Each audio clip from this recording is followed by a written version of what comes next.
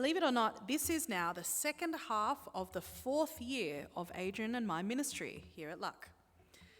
And through that time, it is hard to put into words how much we have both grown and developed as people, as Christians, and as ministers. And as preachers too. Luck is a largely tertiary educated, highly intelligent community-ish. So the preaching really needs to meet you. It needs to meet that need, and that much more so during the last couple of COVID lockdowns. And I think that's possibly why I have lent more towards preaching series on topics rather than sticking with the lectionary over the last couple of years. For me, it allows us the opportunity to go a lot deeper on a topic and to be more rigorous in our teaching. So in the last 18 months, we have done series on the Old Testament ecclesiology, what it means to be the church, the covenant, the Luck covenant, seasons of creation, the Luck liturgy, women in the Bible, the Lord's Prayer, and more. But we have yet to do a preaching series on a single book of the Bible. And so here we are. The book of Ruth is comparatively short in the Bible. It is only 4 chapters long. But Ruth has so much depth and meaning and hidden meaning that even doing a 4-week-long preaching series on one book will not bring us even close to plumbing the depths of its wisdom.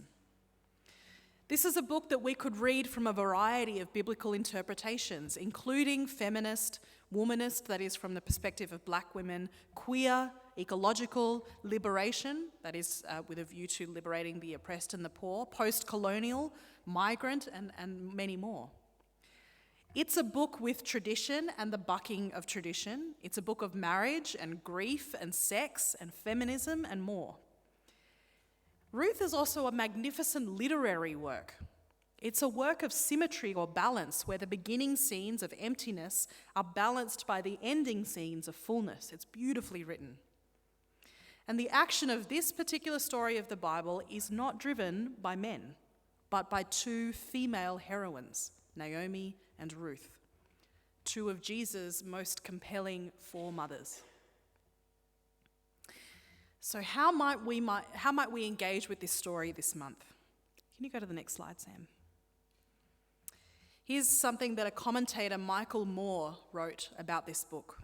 He said, "Not only does each character bring a different voice to the performance, each listener brings a different ear to the biblical score.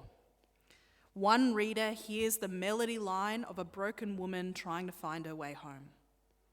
Another resonates to the alto part sung by the loyal daughter-in-law who seeks to sing alongside her. Another gravitates to the bass line of the benevolent patriarch who wants only to support his fellow singers. But that's not all, because soon that trio is joined by a larger orchestra in which the powerful counter melodies of justice and compassion blend and blur into the grander harmonies of a canonical symphony. Drawn in and nourished by that music, discerning listeners may discover that Ruth can be a quiet interlude in the midst of this symphony, a place where Maras of all sorts can learn to re-sing the simple melodies of childhood, a place where prima donnas can relearn the pleasant essentials of harmony, a place where creative artists find a new voice, even after long hours of unwilling silence. Given who we are at Leichhardt Uniting Church, there is plenty for us all. Thanks. At first glance, it can seem like a really neat and sweet kind of fairy tale story, right? And they all lived happily ever after.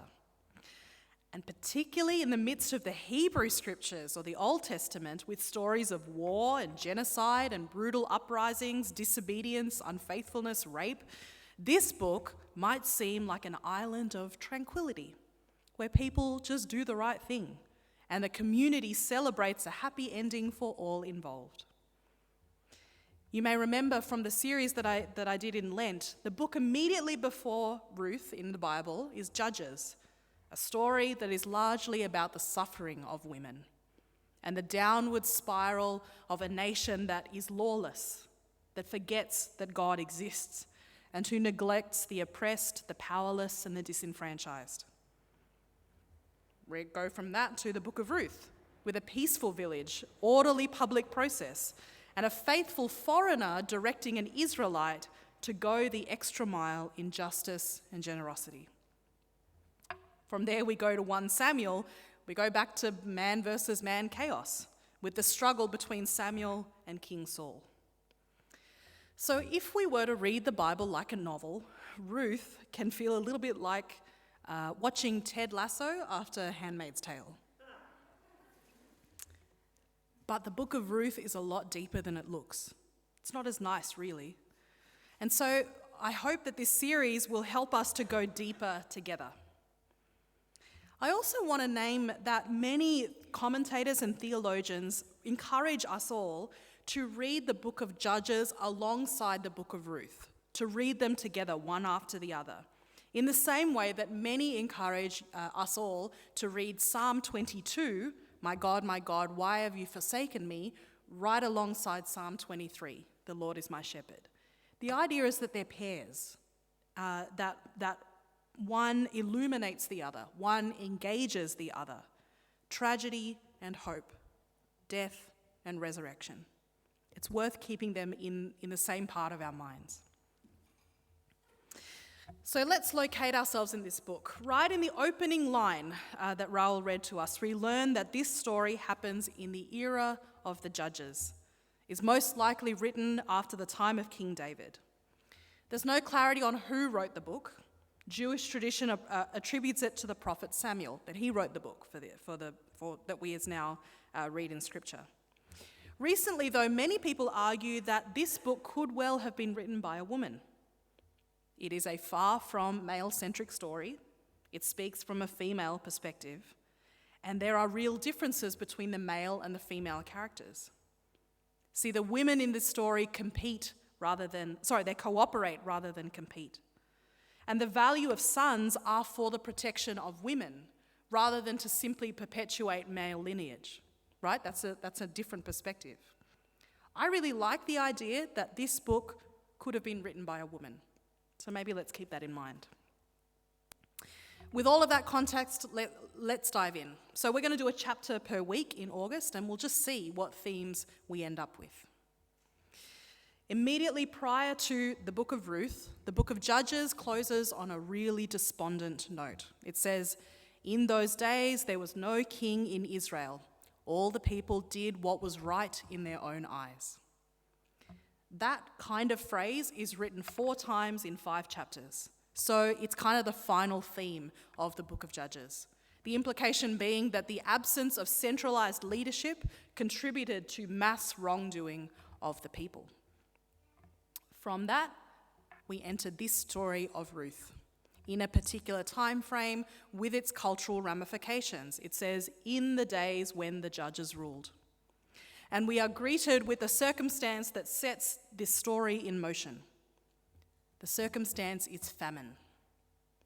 Famine is a really common theme in the Old Testament. Famine features in the stories of Abraham, Isaac, Joseph, Moses, and more.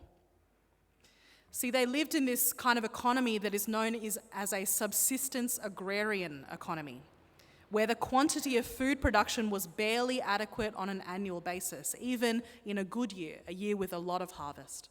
And long-term storage of food, long-range transport of food, they were not practical realities back then. For a very long time in human history, including today, we have to say, every year people migrate in search of food, or starve and become victims of disease. That's the context. In that context, an Israelite man named Elimelech naturally decides to migrate before it's too late, leaving his hometown of Bethlehem. Ironically, the name Bethlehem literally means house of bread or house of food. So from Bethlehem, house of bread, but without bread, Elimelech migrates to Moab with his family. Moab, you should know, is a really undesirable location for Israelite or Jewish people. Moab is one of the oppressors of Israel in that era of Judges, and Moabites were forbidden from the Israelite religious assembly. These were bad, undesirable people. Israelites did not look positively upon Moab and Moabites, and that perspective is another part of the backdrop to this story. So the family migrates to Moab, and then Elimelech dies. And straight away, Naomi is brought to the fore because she was left with her 2 sons. These 2 sons marry Moabite women, Orpah and Ruth. And then the sons die. 3 men die. We don't know why they die, but actually that question is peripheral to the story. Because their deaths draw our perspective to Naomi, whose life up until that point in that culture would have revolved around those 3 men. So what is to become of this Hebrew widow with no male support in a foreign land? Naomi decides to head back home, and she urges these daughters-in-law to remain, to remarry, and to re-assimilate back into their home culture. She prays that God will deal kindly with these women as they have dealt with her.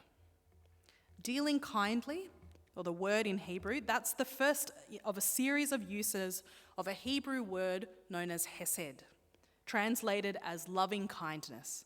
Sometimes kindness, but it's really loving kindness. Faithfulness or loyalty are other translations. And Hesed is a theme of the book of Ruth. Hesed is an action word. So offering Hesed is offering something essential to the survival or the well-being of another person.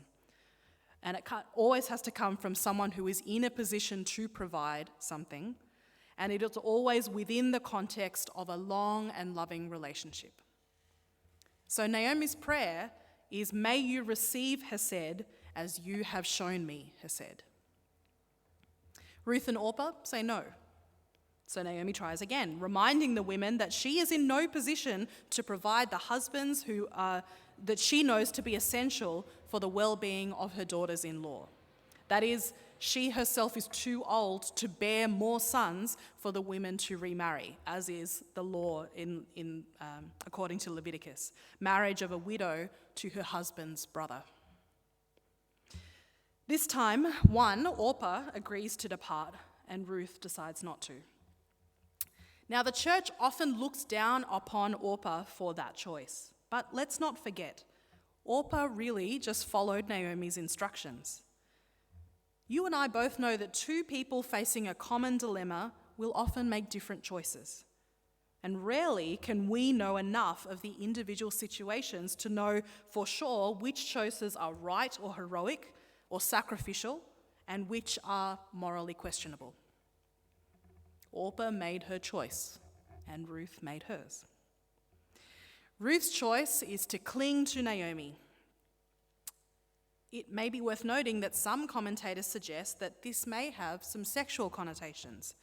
In the Genesis creation story, it says a man leaves his father and mother and clings to his wife. It's the same word.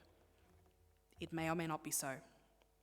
But the power of the feeling that leads Ruth to leave behind her birth family, her people, her culture, and cling to this other woman should not be diminished or missed.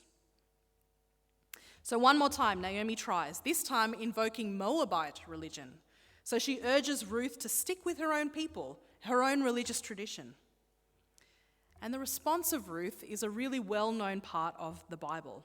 It's featured in many Christian weddings, including Adrian and mine, as a statement of commitment across cultural divides, right? Your people will be my people. Your God will be my God.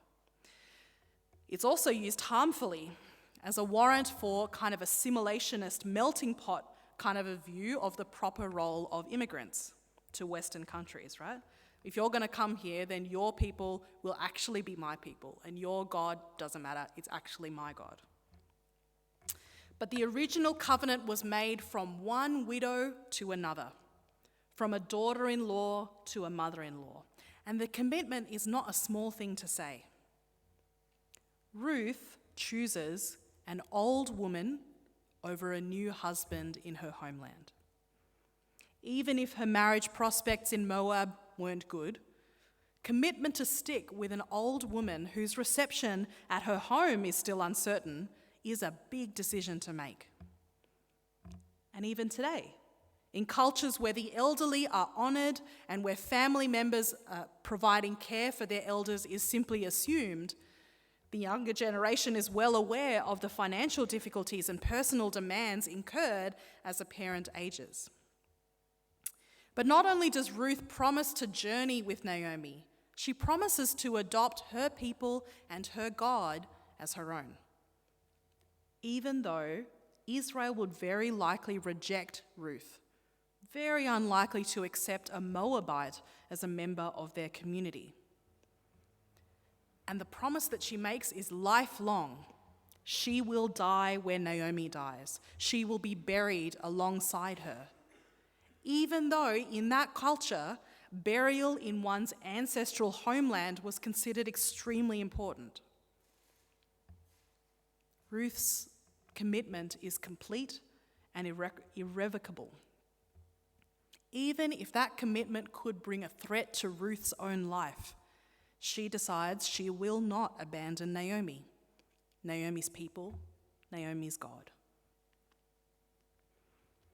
Ancient rabbis and contemporary theologians alike compare Ruth with the person of Abraham, who also left his family and his homeland in service of God. But I reckon Ruth is even more impressive than Abraham, and her actions are even more memorable than Abraham's because she acts without God telling her to act. So her commitment should for sure be praised for its radical and sacrificial nature. It is a big thing. But I want to offer a couple of caveats. Firstly, we don't really know anything of the circumstances that led Ruth to make that commitment. We only know the words on the page. Maybe Naomi's contrary advice made no sense for Ruth's situation. Maybe her own family had rejected her because she had married a foreigner. Maybe her family was poor, so that feeding another mouth again would have been impossible to contemplate. Maybe she had reason to think that there would be no marriage prospects for her back home in Moab. So, we, the church, often praise Ruth for choosing the unknown, but really the text on the page doesn't really tell us anything about the known thing that Ruth is abandoning. And the second thing that I want to say is we should not generalize Ruth's words to her mother-in-law as a desirable model for all women. Cultures today vary in views of the relationship between mothers-in-law and daughters-in-law. In Western contexts, we joke about criticism or ill will, right? But in other parts of the world, the relationship between mother-in-law and daughter-in-law is highly prescribed. A daughter-in-law may be expected to become the virtual servant of her husband's parents, especially his mother. Stories of various forms of oppression and restriction of the daughter-in-law are many and are around the world. And even in some Christian circles, including my Tamil Christian one growing up, Ruth's commitment to Naomi is used to push young women to sacrifice everything about who they are for their mothers-in-law. So we come back to the text and its context. Ruth makes a choice. Naomi doesn't expect that choice. In fact, she really discourages it. And the choice is made, again, in the context of a disaster that calls for an unusual decision. So, this story of loyalty can be a model for loyal relationships between all people, not just daughter-in-law to mother-in-law. It's about loyalty. And this story of loyalty models loyalty freely offered to another, not at all coerced by custom or culture or biblical demand. So Naomi recognizes that Ruth's mind will not be changed. She says no more to her. Together, in silence, they walk back to Bethlehem. And they find themselves greeted excitedly by some women. But Naomi's response summarizes with some irony the tragedy that she has experienced. She literally says, "Do not call me Naomi," which means sweetness. "Call me Mara," which means bitterness. Naomi and her family left this house of bread, this Bethlehem, with empty bellies but complete as a family. Now she returns empty, bereft of what made her life really worth living. Like Job, Naomi can see no reason for what has gone on in her life. She can see no way out for her situation. She describes, like Jeremiah, Naomi describes her pain and lays it solely in the only place possible from her view. It's God's fault. God has done this in my life. But unlike Job and Jeremiah, Naomi doesn't question why stuff has happened to her. She doesn't seek justice. She sits in bitterness. She is simply bitter. And that is how chapter 1 ends. A chapter that focuses more on Naomi than the book's namesake, Ruth, because it is Naomi's loss and despair that is addressed in the rest of the story. However, the chapter finishes by reintroducing the character of Ruth, whom Naomi had ignored as she described herself as empty. Ruth was standing right there. We are reminded of Ruth's double identity as a Moabite and as a daughter-in-law. And Ruth and Naomi enter Bethlehem when? At the beginning of the barley harvest. The beginning of God's provision of food to this supposed house of food and to those beyond it. Friends, I hope that as we continue this series, you will fall more in love with this small book known as Ruth, as I have. Let me finish by saying that Ruth, I think, is a brilliantly crafted response to the politics of despair that we are surrounded with, and the politics of despair that are in the book of Judges. It's a response not of a prophetic oracle or a priestly Torah or a psalm that seems a bit shallow, but of a story, of a narrative, the perfect vehicle for subverting the despair of the previous book. This short story, with memorable characters, memorable episodes, do far more to create a theology of hope in hopelessness, kindness, innovation, and restoration than a thesis or a diatribe or a sermon could ever do. So I want you to remember that. When it feels like the world is increasingly like that of the book of Judges, seek out and tell short stories of hope and joy and wonder. Amen.